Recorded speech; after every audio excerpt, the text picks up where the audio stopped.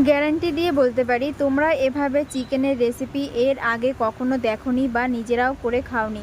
তো hello everyone, welcome to my channel. এখানে আমি 1 কেজি মতো চিকেন নিয়ে নিয়েছি। তার মধ্যে অ্যাড করছি আমি টক দই, লঙ্কার গুঁড়ো, ধনের গুঁড়ো আর হচ্ছে চিকেন টিক্কা বাটার মশলা। এখানে চিকেন টিক্কাটা অ্যাড করা উচিত, কিন্তু আমার এখানে যেহেতু ছিল না, আমি পনিরের টিক্কা মশলাটা অ্যাড করেছি। আর একটু লবণ দিয়ে সুন্দরভাবে এটাকে মেরিনেট করে এখানে আমি 1 ঘন্টার জন্য রেখে দেবো।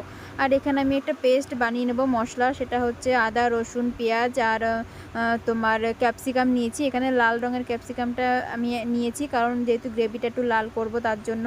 আর কিছু গুঁড়ো গরম মশলা, যেখানে তোমার ধনের গুঁড়ো আর হচ্ছে তোমার জিরের গুঁড়ো আর লঙ্কার গুঁড়ো, ব্যাস ঝাল অনুযায়ী লঙ্কা যে যেমন পারো। তো এখানে আমি দেখো, আমার এখানে কড়াইটা গরম হয়ে গেলে আমি ওই যে চিকেন ম্যারিনেট করে রেখেছিলাম সেটা এক এক করে ভেজে নেব সুন্দর করে।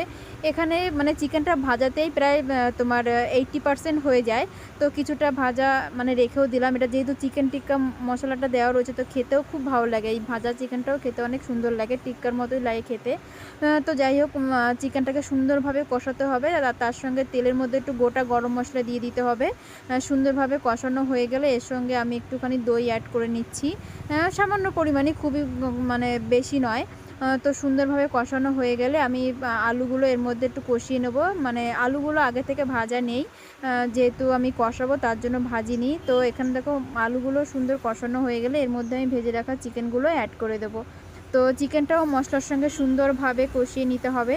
চিকেন তো অলরেডি রেডি ছিল, তো এর জন্য যার জন্য সময় বেশি লাগবে না। তো যাই হোক, এখানে সুন্দরভাবে কষানো হয়ে গেলে আমি আমার পরিমাণ মতো জল অ্যাড করে এখানে ঢেকে রেখে দেবো। আর অন্য একটা কড়াইতে এখানে আমি সর্ষের তেল নিয়ে নিয়েছি, তার সঙ্গে একটু জিরে ফোড়ন দিলাম, আর এর সঙ্গে একটু কাঁচা লঙ্কা আর দেবো পেঁয়াজ কুচি করে কেটে রেখেছিলাম। সেইগুলো সুন্দরভাবে ভাজা ভাজা হয়ে গেলে, চিকেনটা রেডি হয়ে আসলে তার মধ্যে আমি ওই ফোড়নটাকে ঢেলে দেবো। এটা হচ্ছে আমার একটু নতুন রেসিপি, যেহেতু একই ধরনের চিকেন খেতে খেতে আর ভালো লাগে না, তার জন্য ভাবলাম আজকে একটুখানি অন্যরকমভাবে করি। তো চিকেনটা হয়ে আসলে উপর থেকে একটু কাসুরি মেথি দিয়ে দেবো। আর যেহেতু ফোড়নে আমি গোটা গরম মশলা দিয়েছিলাম, যার জন্য এখন আর কোনো গরম মশলা অ্যাড করিনি, শুধু কাসুরি মেথি দিয়েই ব্যাস চিকেন ইজ ডান। তো তোমরা এই রেসিপিটা করে দেখতে পারো, সত্যি খেতে অসাধারণ। আর স্বাদটা একটু অন্যরকম লাগে, যেহেতু চিকেন টিক্কা বাটার মশলার যে মশলাগুলো হয় সেগুলো দিয়ে অ্যাড করে চিকেনটাকে মাখিয়ে ভেজে তারপরে যেহেতু রান্না করা, তো আবার ফোড়নও দেওয়া রয়েছে, তো খেতে সত্যিই অনেক ভালো হয়েছিল। তোমরাও প্লিজ বাড়িতে এটা বানিও। বর্ষার দিনে এরকম গরম গরম ভাতের সঙ্গে গরম গরম মাংস খেতে ও সত্যি অসাধারণ খেতে। তো আমরাই খাই, আর তোমরাও প্লিজ এটা বানিয়ে তাড়াতাড়ি করে জানিও কেমন হয়েছে। আর আমার এই ভিডিওটি ভালো লাগলে লাইক, কমেন্ট এবং শেয়ার করে দিও। Thank you, tata and bye by.